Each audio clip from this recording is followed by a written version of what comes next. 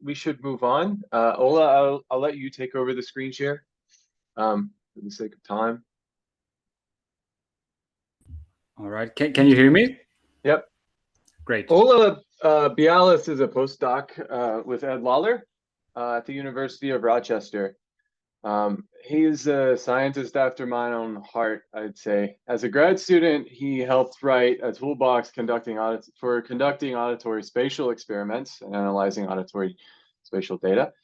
And since joining the lab, one of his endeavors, along with one of our grad students, Jindo, has been converting the MTRF toolbox into a Python library and leading an unfortunate charge in converting the lab into a Python lab. His tutorial today will be full of simulations and interesting minutia. So I hope you'll enjoy it as much as I will. I'm looking forward to this talk from Ola, so I'll turn it over to him now. Yeah, thanks, Aaron, for the nice introduction, and hello, everyone. You're not sharing yet, by the way. Yeah, I'm about to. Hey, I'm on the screen twice. Can you see my screen now? Yep, all good. All right. So I'm very happy that we already got to hear two really nice talks about all kinds of different aspects of speech and linguistics, because I don't want to talk about any of this in this talk. Instead, I just want to focus on the basic signal processing aspects of TRF models. But before I dive into that, the talk is called Fundamentals of TRF-analyses in Python. And so I want to take a moment to argue for why one should use Python. So for once, and most importantly, it's open source, meaning everyone can access it. It is one of, or even the most popular programming language. And to show that, I've included this graph here from a project called Popularity of Programming Language, which quantifies the share of different programming languages over time based on some Google statistics. And the data is on a log scale. So linear growth is actually exponential growth. And you can see Python is just on a ever steady rise, especially since 2015, 2016, triggered by the machine learning and AI boom. It's also easy to learn, which is in big parts because it is so popular, meaning there's just tons of materials online. And then finally, it's a general purpose programming language, which means that all things equal, it might be a better idea to learn Python than something domain specific such as MATLAB, because there's just a wider set of use cases for the language. And for those reasons, Jin and I wrote an implementation of the MTRF toolbox in Python called MTRF-Py. We just recently published it in the Journal of Open Source Software.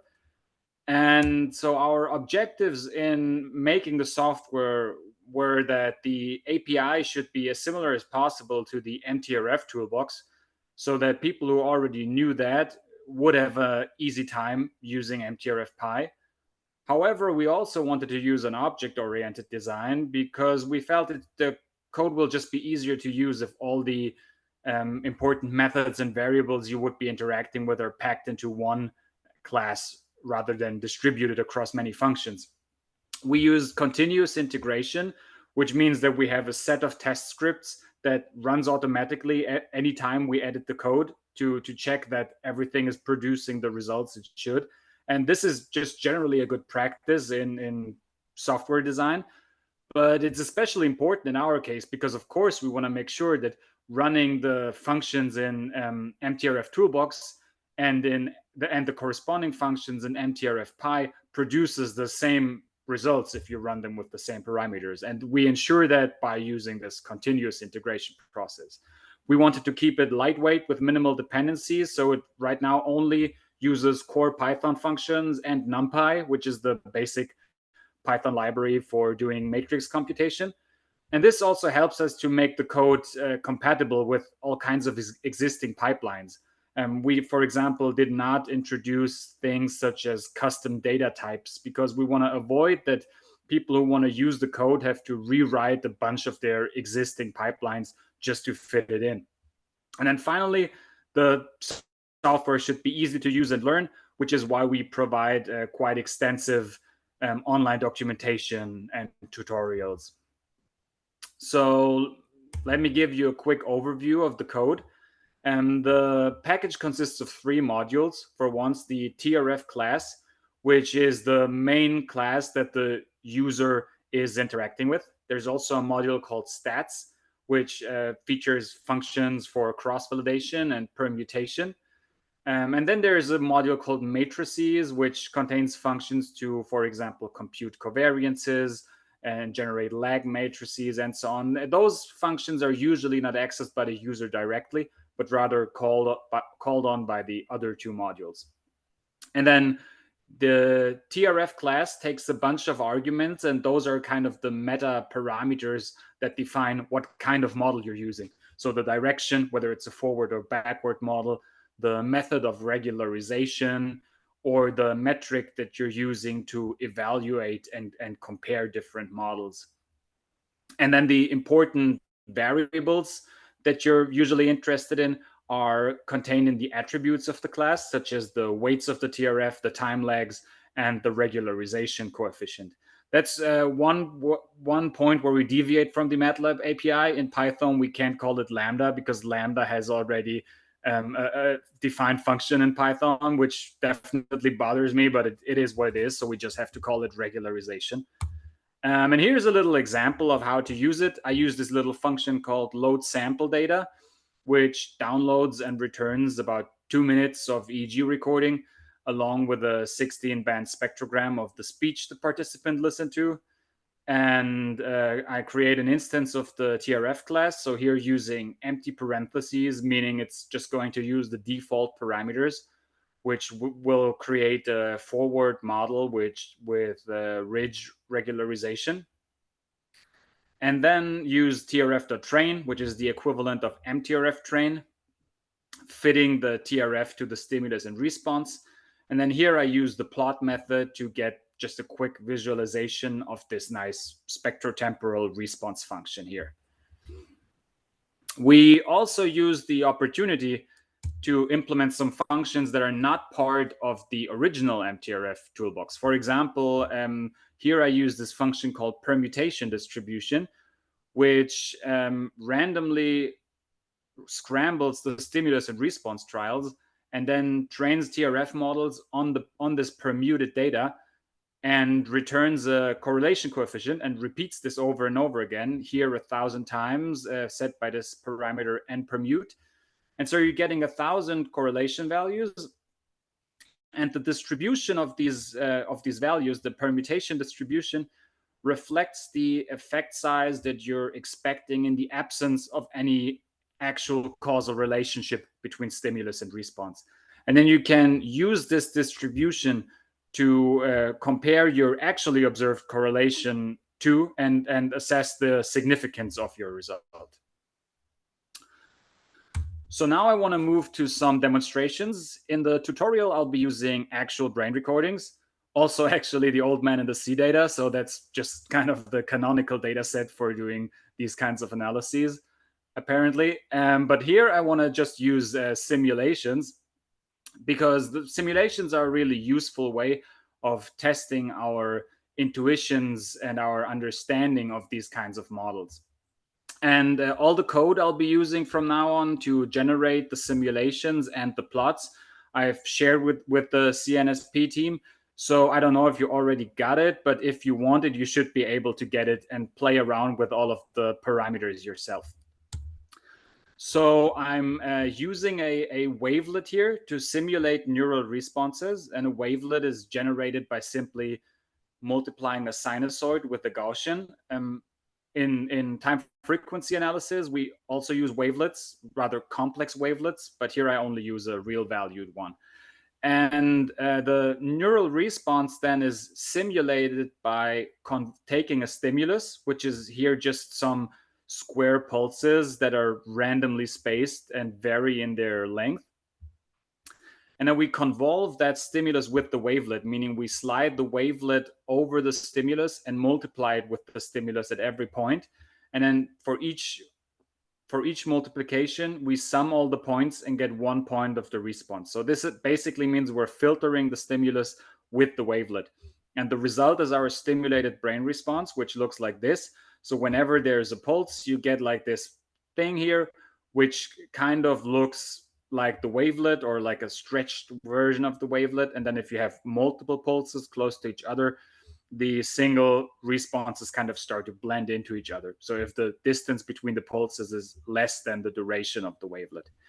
And then we can use the TRF on the simulated response to see if we can recover this wavelet. So we're basically going to act as if the wavelet is not some approximation, but literally is how the brain responds to the stimulus. And then we're checking whether we can use the TRF to recover this ground truth from the data. And in this scenario I'm showing here, where there's no noise, there's just the stimulus and the wavelet, we can use ordinary least square regression, meaning we can set the regularization value to 0 and just use TRF.train to fit the model, and then use TRF.predict to get a prediction of the simulated response. And on the left side, I'm showing the wavelet and the simulated response. And on the right side, I'm showing the TRF reconstruction and the TRF prediction. And you can see they're identical. So we're able to perfectly recover the wavelet in the absence of noise. But so now what happens if we start to introduce noise into the picture?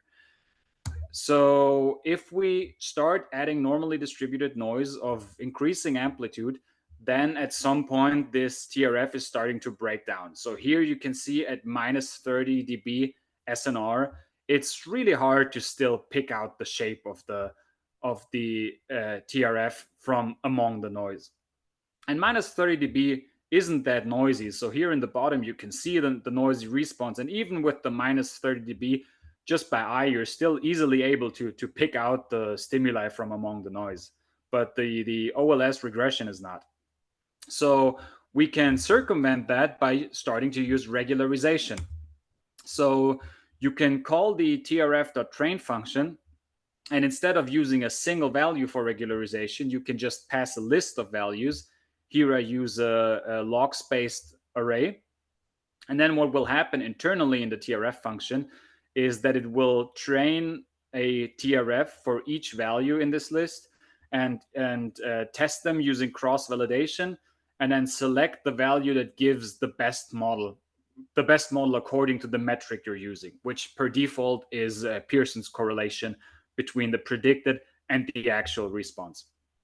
And then what you're seeing here on the right plot is the optimal value of the regularization coefficient lambda plotted against the signal to noise ratio. And you can see that the lower the SNR is, meaning the more noise there is, the higher the value of the optimal value of lambda.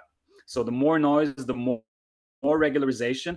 And with that regularization, we're able to recover the TRF even at much higher noise levels, like at minus 40 dB. And here in the bottom, you can see the noisy response to give you an idea what minus 40 dB looks like. So at minus 40, the response, here you can see the clean response in yellow, is really buried in noise. But still, we can get back our TRF.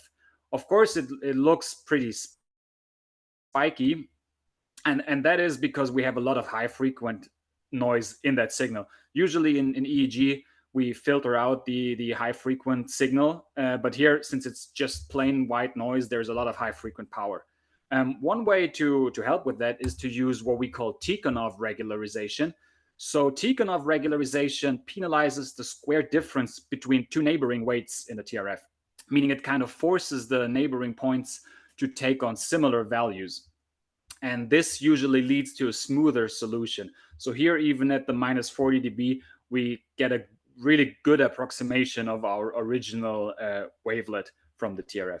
The other than that, it's the same thing in that the amount of regularization just kind of linearly increases on the log scale with lower SNR. But there's also a downside to the Tikhonov regularization, which is that if you use it in multivariate models, it can cause leakage between the features, which is something I'm going to come back to in a few slides. So far, we've only used a single predictor, meaning we've used the univariate model. But of course, one really cool thing about these models is that they're able to incorporate multiple predictors and disentangle their relative contributions to the signal. So what I did here is I simulated the second stimulus, which is just a sinusoid, and added a second differently shaped wavelet.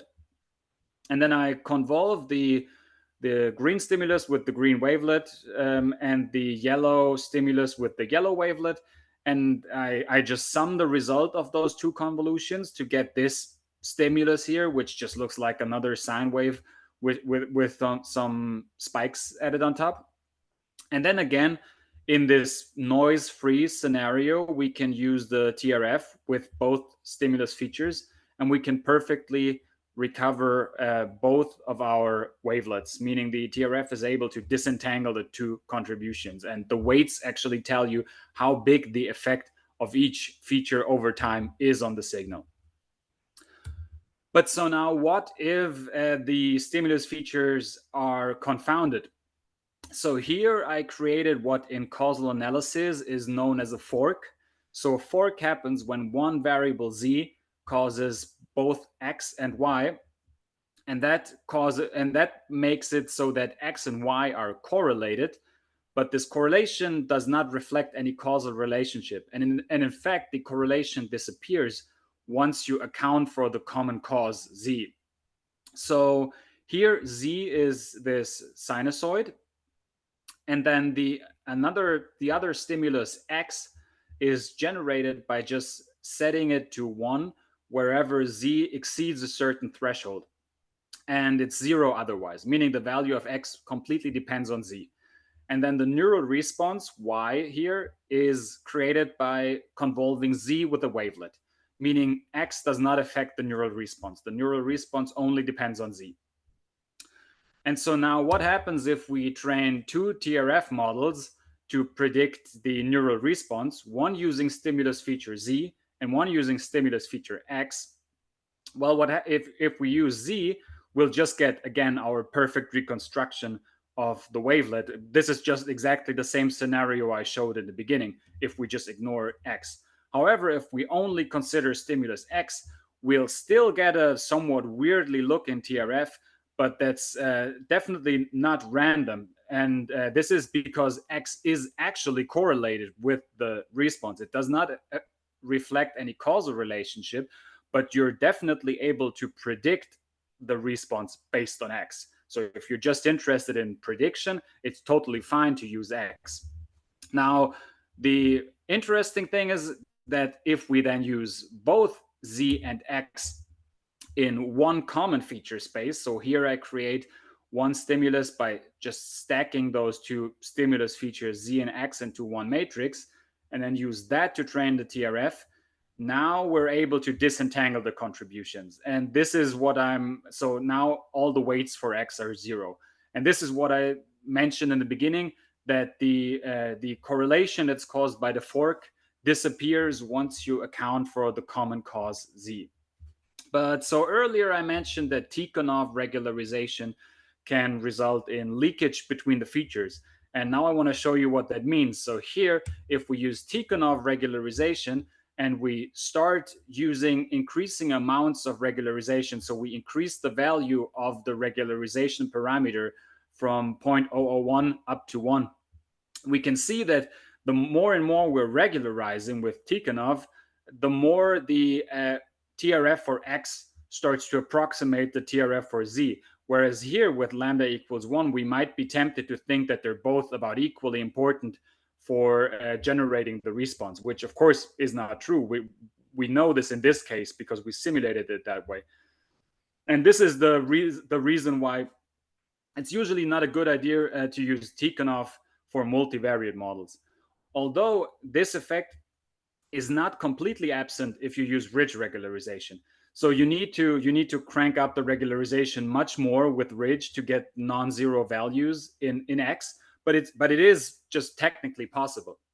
So I would argue that it's always a better idea to just not throw in every feature possible and let the model decide which features are important and which not, but rather a priori based on theoretical considerations decide which features are important. So here, the best possible scenario is if you can already a priori decide that X should not affect the neural response, and so you're just gonna leave it out as a predictor. And with that, I wanna thank you for your attention. Again, I would encourage you to check out the online documentation of the project, which contains tutorials on all the different aspects of TRF analyses. You can find it at the website called Read the Docs, or just via the project's GitHub.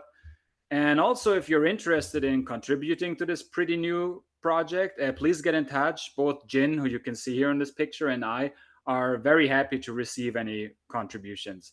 And that's it. Thank you again. And I'm looking forward to seeing some of you in the tutorial.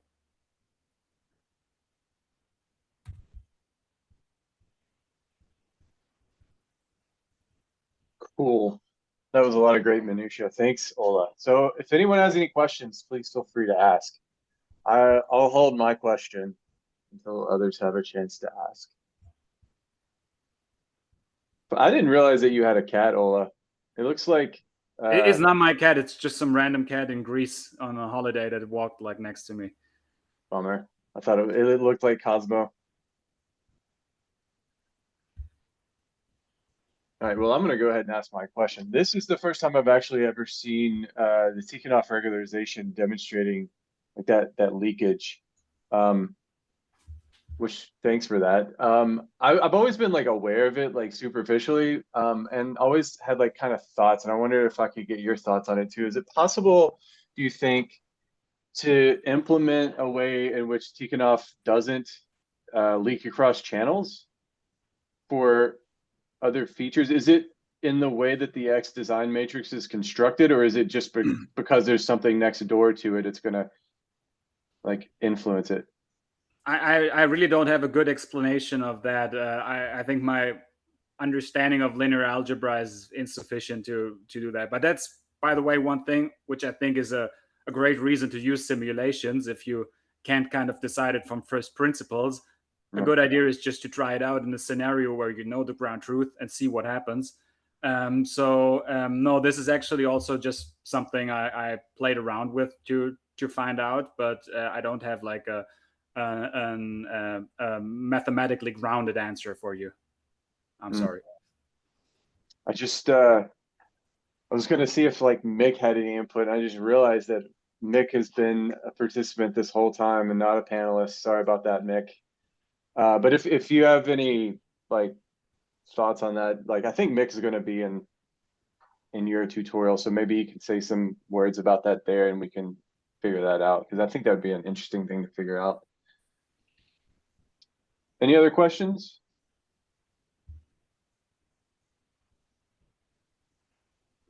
Well,